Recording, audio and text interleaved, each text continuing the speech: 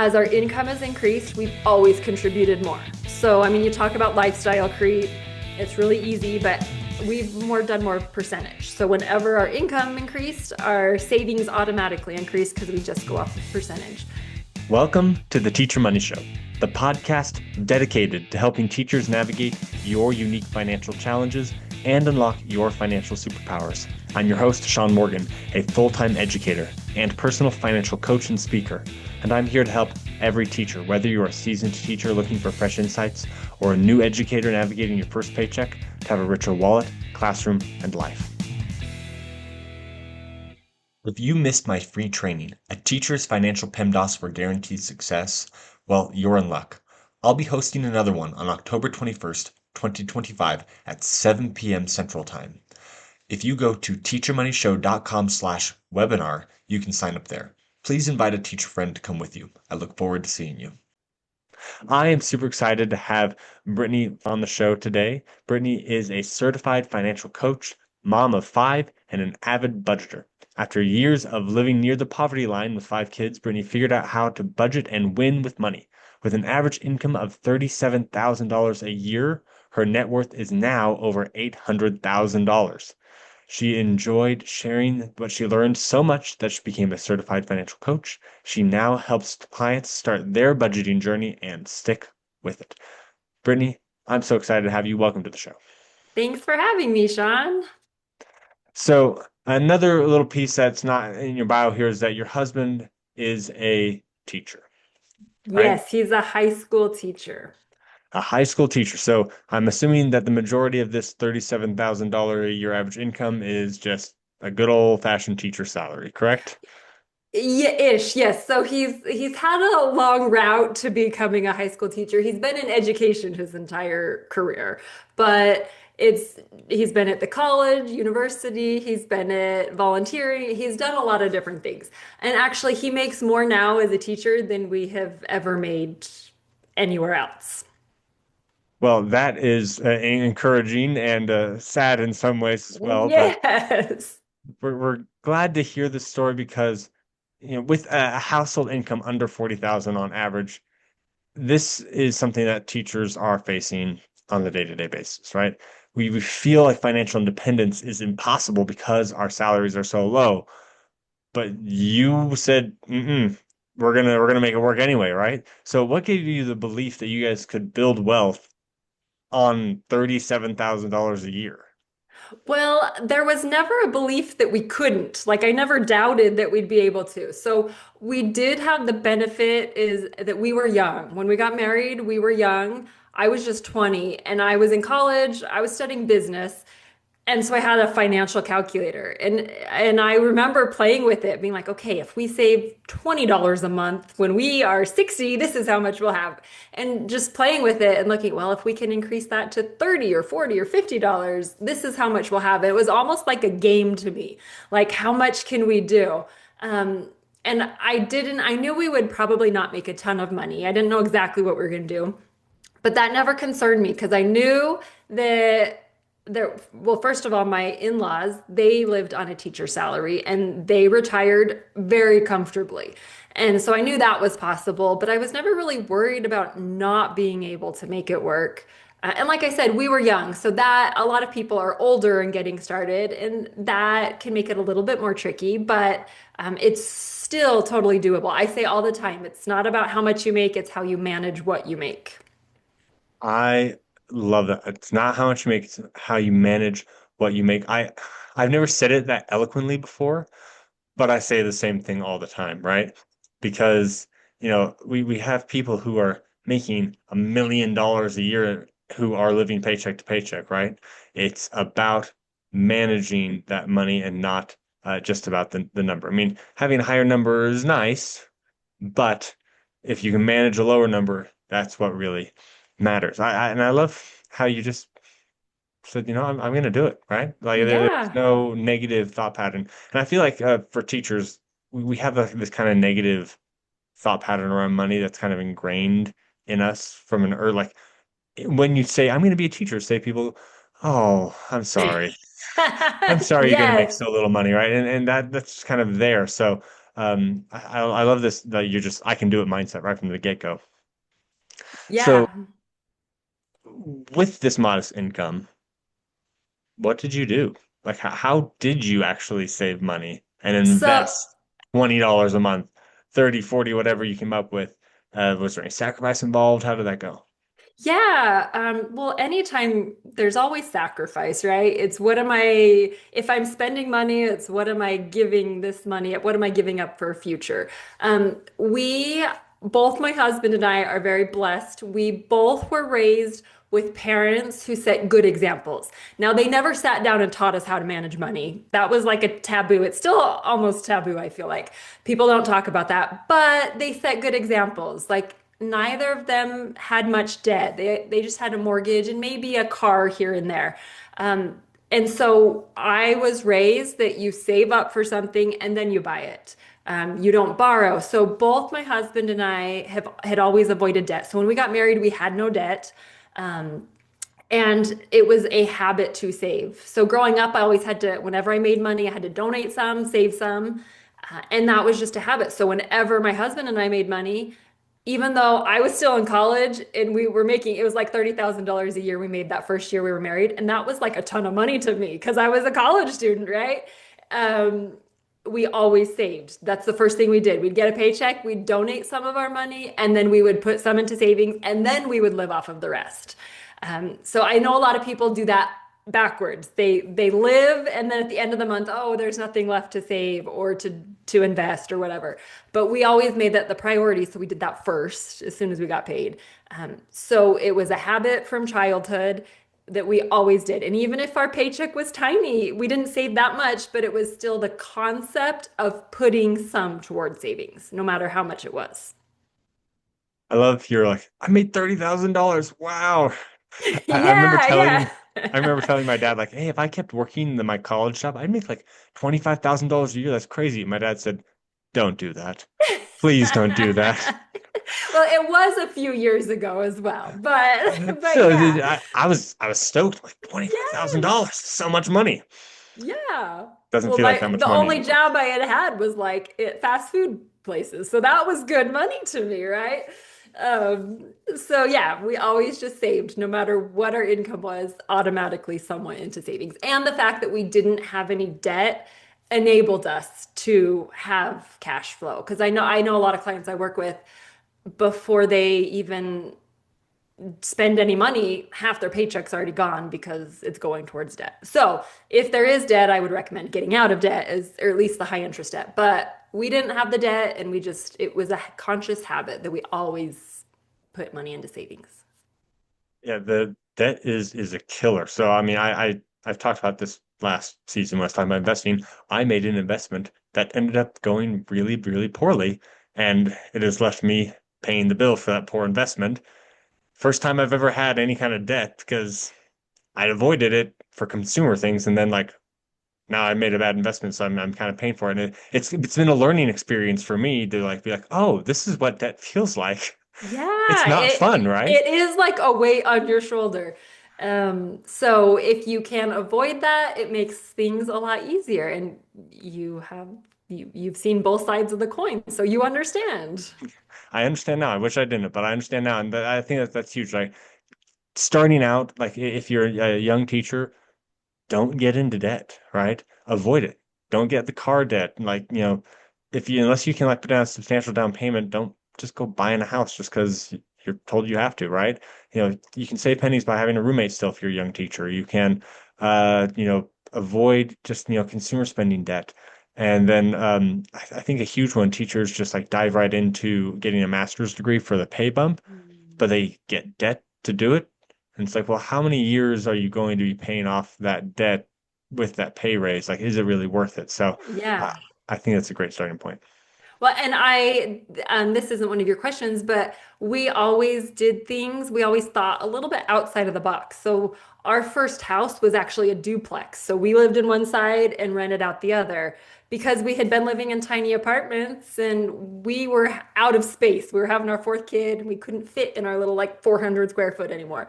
But we couldn't afford a regular house. So we thought, what can we do? So we could afford a duplex and we had renters, so they paid the rent base or they paid the mortgage. So that enables us to live in a not much nicer place without a bigger expense. So things like that, that we were just always looking for what we could do to make it work for us. Yeah, I love that. The house hack is so powerful. We moved, and there were reasons for that, but we moved from a house hack to a regular home, and I just like go, should have stayed in the house hack. Like just having your mortgage just obliterated by a house hack is so incredible.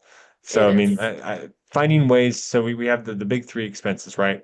Your home, your car, and your food. Finding ways to drastically reduce those are the key when you are trying to build wealth on a lower income. Yeah, for sure. So you mentioned the car. We only had one car until like 5 years ago. Now we have three, but we only had one because we were living in LA. That's where my husband went to grad school, and it was so expensive and car insurance. So we shared, and my husband biked most places, or if he needed the car, I would walk with the kids places. And most of our friends that were in school had two cars, but we just made it work with one. So you, like you said, you have to find ways around when you have the lower income to make it work. Yeah. No, the need versus want thing and figuring out where that line is and trying to pull back the need line as much as possible so that way you can get by on less. I think first of all, it kind of makes you more grateful for what you have. Instead of just throwing money at your problem, you have to like be a little bit more spunky about it. I feel like Yes. that's something huge. And then you're able to save more as a result, which is a huge bonus. So the thing that shocked me most about your story was not the low income, actually. It was the five kids, right? Yes. People say you can't save money with children. Like it's just impossible. So, um, how did you balance raising a large family? Five is that's a lot of kids these days. And like if you ask my grandparents, it wasn't a lot of kids. But yes, anybody today, it's a lot of kids. How did you do that? How did Um, you keep the discipline with all the kids and all their wants and all the stuff? How'd that look? well, I will say it's easier when you start with low expectations. And when we were having our kids, we had like no money. So our kids didn't have a ton of monetary stuff, but they didn't know any different. I do not feel like we were deprived at all. I actually feel like our kids had a better childhood because we didn't have as much money. We were so much more engaged and active as parents. Um, we our activities every day, I would plan stuff, and it was going to park, going to the beach, going to the lake, stuff that didn't cost money. As opposed to now, my youngest kid now, he's like, okay, can we go to the trampoline park? Can we do this? And that's stuff that my older kids never asked because we never did it, but they didn't know any different. And they had a great childhood, and they were not deprived at all. Like there are times I can look back and I remember getting discouraged sometimes and like walking through a store being like, will we ever be able to afford stuff? But for the most part, I look back and I think it was a great experience. But our kids had really low expectations. In fact, our oldest is now 16, and it was just few months ago, her friends were all having their 16th birthday and getting big gifts because it's your 16th. And she said our budget for birthdays was $30, and that's what it had been for years. And so they didn't know any different. And my daughter was like, I just realized that that's like not normal. Like most people get a lot more and their parents spend a lot more on that. And I'm like, well, that's just what we could afford. That's what we did. And they were happy with it. They didn't know any different. It would be a lot harder if you're living a lifestyle up here and trying to cut back with kids. It would be so much harder. And in that case, it's a conversation. You have to involve your kids. Like, this is a sacrifice we're making so that we can do this. And we have had those conversations with our kids. We don't drive nice, fancy cars. And there are times I have one son that's like a car guy. Like he can tell you every make and model and the engine and I don't and everything about it. And so there are times when he's been like, well, will we ever get like a nice car? I'm like, well, we could do that, but it costs this much. And instead, we're going on this family trip and we're doing this and that. So we could do this, but it's more important. Our priorities are more important to do this. So that's why we're not putting the money there. It's just a matter of priorities. But I don't feel like our kids were deprived at all. And especially as teachers, you it is so hard. Teaching is so, so hard. And those are long days. I mean, my husband's gone. He leaves at like 5:30 in the morning. And some nights he's at the high school, so sometimes he's staying after for sports and taking tickets and doing all that. Like they're long days. But there's a lot of time off. I mean, the summer's off. You get a lot all the holidays. And my siblings, my family that's all in like corporate America, they get like 10 vacation days a year. But my husband gets like quadruple that, so much more. So being deliberate about that time and effort and energy can make up for a lot of people compensate with money. And if you don't have the money, you can compensate with the experiences, which in the long run are usually better and more important than throwing money at something. Okay, there's a ton to unpack in there. Like I just love this idea like they're not deprived because you're actually putting more time and energy into them. And I feel like that's huge. Like it's like I look back at my childhood and I'm like I never went to a trampoline park or to any of those things. Like I'm the youngest of seven children. Okay, did not happen. It was not going to happen. And but I my mom was home and we would do things together and it's just or I'd just be playing with my siblings, frankly. And it was fine. We just all play together. I was talking to somebody who he's like, I grew up and there was like 20 acres behind my house and we were just feral, out there in the back and like there's something missing when we're not doing those kinds of things for our kids and with our kids. Uh, Yeah. uh, when we're compensating with money, with just more activities or more stuff. Hmm. So I 100% agree. My wife and I are talking about like, what do they really need for their birthday or for Christmas anymore? Like they don't play with it. Like why are we spending all this money for them to get something they play with for like a week and then it's gone, Yeah. right? So we're trying to negotiate that now with our kids because they expect, like I only got two Yeah. presents. I'm like, who cares how many presents you got, right? So trying to like, back the expectation up is hard, but we're trying to figure that out. Oh, for Um, sure. there's a book that I need to read with my kids again called the Golden Quest. I interviewed the author on the podcast. So I'll put the links in the show notes at Yeah. teachermoney.com/podcast. You can find the show notes for this episode and any episode at that episode, or you can just go down to the description here in your podcast player and find the link to that show notes page there. But it's a great book. It's like a graphic novel that just like Uh-huh. teaches money principles. And the idea there is what do you call it, the awesome stuff, right? When you're explaining like the car to your kid, right? You're like, well, our awesome stuff is going on family trips, not buying a car, right? So it just depends on what we want. That's where we're going to put our priorities. And my kids got it when we read it. Need to revisit that probably with them. I'm That's a going to go off. lifelong thing, having to revisit that, even as an adult, right? It really is. It really is.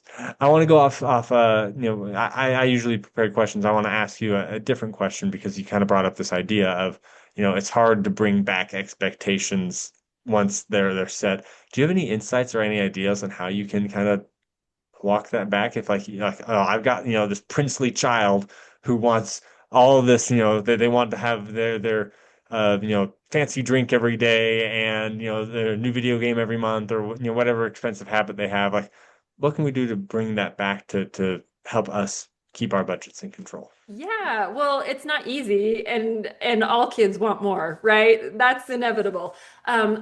We are just very open with our kids and we talk about money and we'll say, but that costs this much. So if you want that, we can do that, but we're gonna have to give up something else.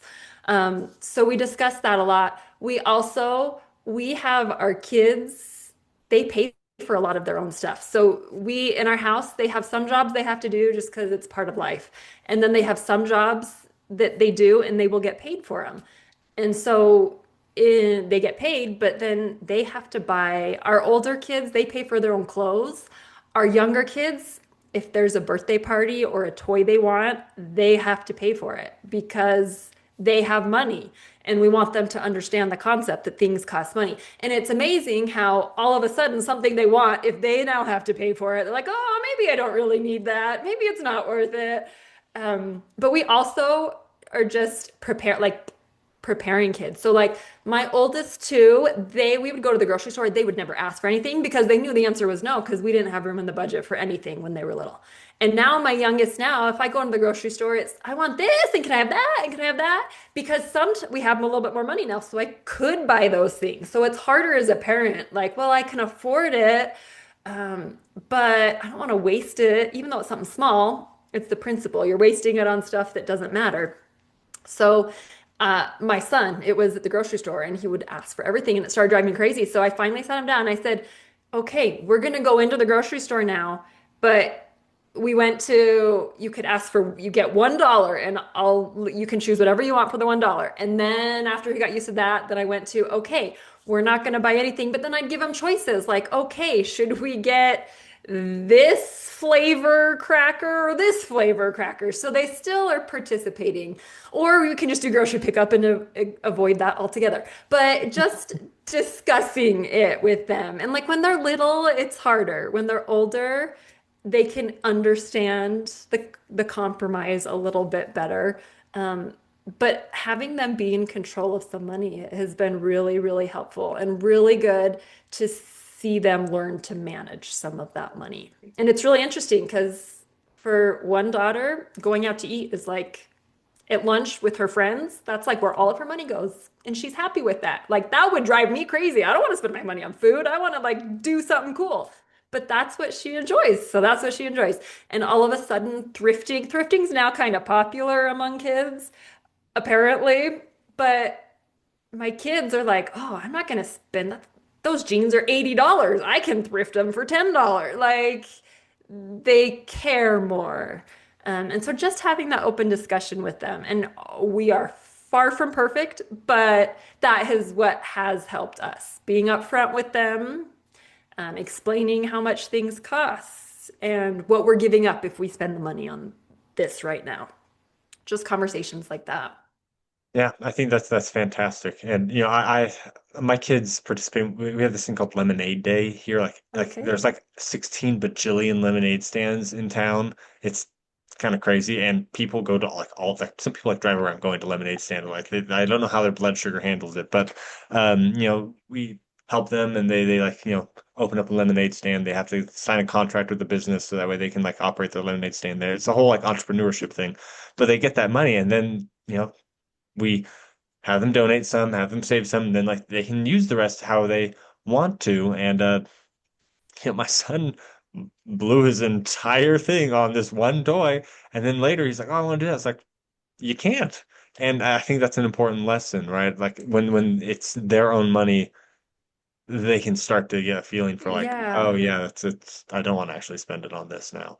Definitely. Our daughter it was like a light bulb moment. You just saw the light bulb click on when she was at the hardware store with my husband and she wanted candy. They had a candy bar. So she bought a candy bar and they're like $3. It was, or something outrageous, right? And then right after that, they stopped at the grocery store on their way home and that same candy bar was like less than $1. And she's like, wait, I just spent this much on it and it only cost that much here. She's like, I am never buying it at the hardware store. Like, it was just like, oh, like I wanted it and it was so much because it was right there at the checkout stand.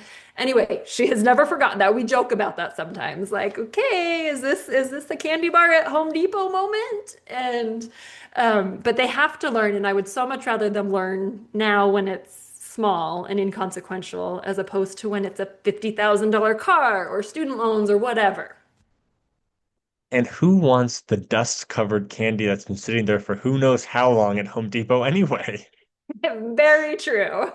Oh man, yeah, that's a great story. Okay, so now let's go more towards how you got to having $800,000 when you had less than $40,000 a year in income. Like, wow.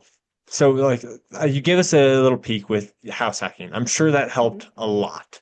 Okay. But let's talk about how you actually got there. What kind of investment strategy were you guys using to invest to get close to $1 million in net worth?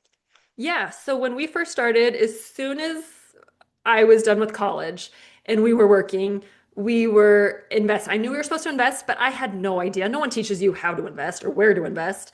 Um, but I knew we were supposed to be investing.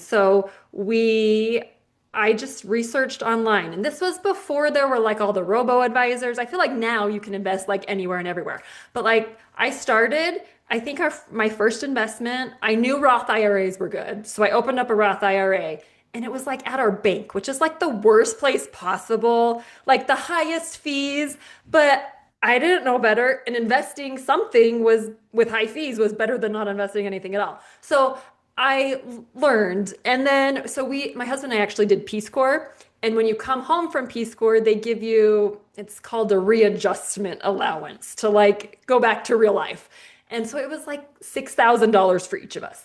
And all of that went straight to investments. We didn't spend any of it, but we met with like someone from our church was a financial planner. So we went with him and just did whatever he said. And so he put it in mutual funds. Once again, high fees. We could have done it a lot differently, but it was the concept that we were investing. Um, so I have grown and learned a lot. We have since rolled over. We have always contributed to Roth IRAs because our income's low enough that we qualify, and they're so good. And we were young, and everything's earning interest free. So we've always contributed to Roth IRAs. That was always our first. And like I said, they've evolved. They're now in like index funds, but um, I tried lots of different things because I didn't know any better. So we've always invested in index funds. And then as our income has increased, we've always contributed more. So, I mean, you talk about lifestyle creep, it's really easy, but we've done more percentage. So whenever our income increased, our savings automatically increased because we just go off of percentage. And then my husband, before he went to high school teaching, he was at a university and they don't have a pension plan, but they match your contributions. And so they would match up to 10%. So we put in 10% because that's free money that we're doubling our money.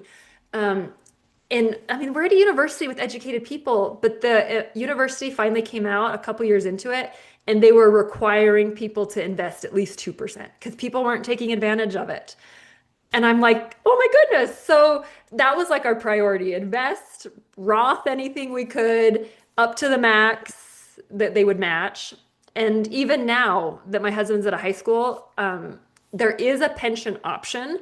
We are not doing the pension option because we've moved around a lot and my husband doesn't know that he'll stay there for the rest of his life. So they contribute 10%. So once again, we're getting as the max we can. We've always done the max. We've always done Roth IRAs. We have never maxed out the Roth IRA contributions because we've never made enough to do that until this year. My goal, and I think we will hit it, is to max out the Roth IRA contributions. But we've always done that, always Roth when possible, and always the employer match when possible. Well, first of all, 10% employer match is phenomenal. Yes, yes. Yeah. That's if So anyone out that's there has that. Yeah, well, so teachers don't get paid a lot, but our benefits are at least, I mean, I don't know everyone's benefits, but in the education sector, we've always had better benefits than most of the people around us. And the 10% contribution is huge. I think the national average, last I checked, is like 6%. So it's huge, but it's free money. Yeah. Many teachers don't have the match option. We just have the pension, which is, it's fine. But just the point is that, Roth IRA, because when you have a lower income, the Roth just makes sense, Yes, right? yes. It makes a lot of sense when you have that lower income, and teachers in general are in that bucket, right? And then, if you have a match going there, but just I love how you're just like be consistent, like just do it. Like it doesn't. Yeah. You had terrible investment options up front, and you Yes. still are at a fantastic point at this point. Like you've done really well. So like the point is just do it. That's what I got Yeah. away from that. Yeah, just get started. Just do it. Nike has it right. Just do it. Yeah. Don't come after me, Nike, for using your catchphrase. All right. So let's say that there's a teacher listening who feels like they're just not going to get ahead. Like they're just so worried that it's just not going to really go anywhere. If they're in this like negative headspace, just don't know what to even do, what would you say is the first step they should take? First step is to figure out where you are financially. So I work with a lot of clients and they come to me and they say, it's not just teachers, this is everyone. But they say, I know I'm not doing as good as I should. But most people don't know. Like I meet with a lot of people that don't even know how much debt they have or don't know how much they spend every month. So just figure out where you are. Like that's the first step. Because you can't fix something if you don't know what's wrong. Um, and you can't move in the right direction. You're just going to get so much more progress done if you know what to work on. And a lot of people I find that just now that they know what their situation is, so they just bury their head in the sand because they know it's going to be bad, so they don't want to figure it out. So when we sit down and when they actually look at their numbers, then they have a goal they can work towards. But before that, they just know that it's bad and something's looming over their head, and it's so much added weight and stress in life. But if you can just identify where you're at so that you know what action you need to take, you can move forward. Yeah, I love that. This is so my first step that I usually talk about is track your spending. So that way Yes. you know where you are, right? Yep. The point is you need to know where you're at, right? And Yep. that's the whole idea. Because you can't know what direction, like where to go. Like if you're on a map, you can't know how to get where you're trying to go if you don't know where you're at right now. So I think that's fantastic. First step is just figure out where you are. That's Yeah, great. and people don't want to track it. I know it's not fun, but they think they can skip that step. But it doesn't really work if you don't like if you just you have to know where what you're spending your money on. And that's where it's so eye-opening. People will look at where their money's going, and all of a sudden it's really obvious like, "Oh, it's Amazon is my problem," or eating out is my problem, or it's really easy to see where you need to make changes if you're tracking that spending. Yeah. I love it. Okay. Just a few more questions here as we're wrapping up. You are, basically financially independent, right? You guys are obviously not overspending. If you've been able to survive on $40,000 a year once you hit a million, that's complete financial independence. You're basically there. How does that feel? How is it impacting your day-to-day life to just know that like you are financially good? Like you could not contribute another dollar and your investments would easily take you past the line in the next few years. How does that feel? I think it affects your life in so many ways every day that you don't even realize it. But to me, I sleep at night. I'm not stressed because I know that things are taken care of. So we, 2 weeks ago, had a trip to the ER. And I mean, the ER, it's like 2 in the morning, there's nowhere else you can go. And you just go in there knowing it's going to cost you an arm and a leg.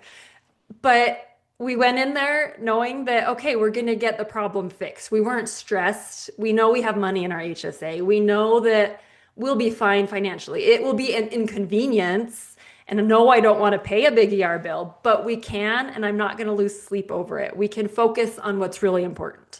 Um, and I feel like it's that way with anything. And just knowing that if there's something we want, we can make it.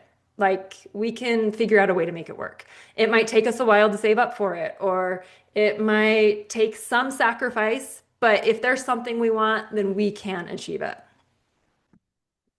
I love it. Beautiful, beautiful way it's affecting your life because I feel like that's the whole point. The show talks about money a lot, but the point of money is not money. The point of money is how it improves your life when used properly. And I feel like you've summed that up very, very well. So my final two questions are the questions I ask all my guests. My first one is, what is your number one tip for teachers to have a richer wallet, classroom, and life? That is such a good question. And I feel like there's so many things you could answer it with, but I would say your net worth is only a number. It's not how much you are worth personally and how much value you have. And as a teacher, I mean, people, like you said, people find out you're a teacher and they're like, oh, I'm sorry. But people do it because they want to help people and want to raise the next generation. People do it because of who they are. And that says so much more about a person than the dollar value attached to your name. So it's not just about the net worth. Yes, that's an important financial number, but there's a lot more to your worth than just the dollar amount. I love it. So I end each of my episodes by saying, uh, as a teacher, you're already rich. Your wallet just needs to catch up. And Yes, I so feel true. like that's what you are saying in your tip. Just remember that. Uh, Yes. because life is what matters much more than the money. The money just helps amplify that beautiful life that we have. All right, so final question. Let's say someone's really been vibing what you're saying. Let's say they are, a underpaid teacher and they've got 5 kids and they're just not sure where to go next. If someone wants to connect with you, what is the best way for them to contact you? BrittanyFlammer.com or on YouTube, Brittany Flammer. I share our budget and all those fun money number related things. All right. Well, thank you, Brittany, so much for coming on the show. This has been a fantastic conversation. I really appreciated it. Yes, thanks for having me. Wow, that was a fantastic episode. Thank you, Brittany, for coming on the show. Now for the cliff notes. The things that I thought were most important in this episode were number one, play with the numbers and believe it's possible. When she was just starting out, she just had this financial calculator. She was running the scenarios and just saying, hey, what do I get if I start investing this for this long? I love this tip just because when you start out and you're like, okay, $20, $100, $200, it's not really doing much, is it? But then you can see the long-term impact. It can be very motivating. Number two, pay yourself first. No matter how much you make, pay yourself first. This will grow your wealth over time. And it's just a beautiful, beautiful thing.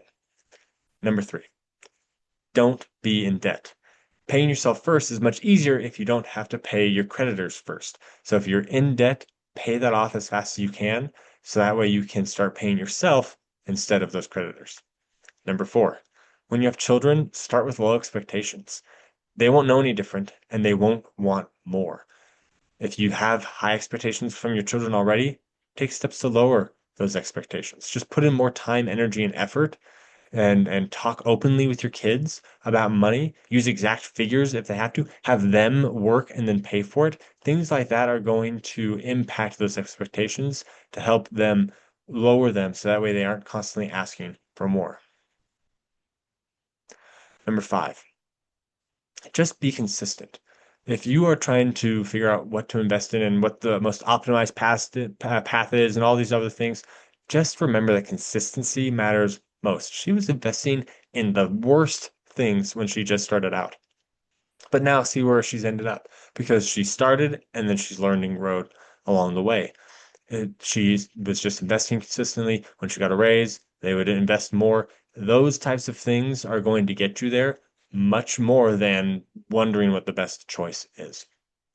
Number six, figure out where you are financially first. I love this. This is my advice. It's just the first thing to do. If you don't know where to begin, figure out where you are now. And if it's been a while since you figured out where you are, say you are doing okay, but you just haven't like sat down and like said, where am I financially? I'm gonna give you the challenge to do that again. Just figure out where you are right now. And then number seven, you feel calmer when you have made it. So get there and have that day-to-day peace knowing that you are handled. This was one of my favorite pieces when she just talked about how she went to the ER and she doesn't want to pay for it, but she's fine because it's handled.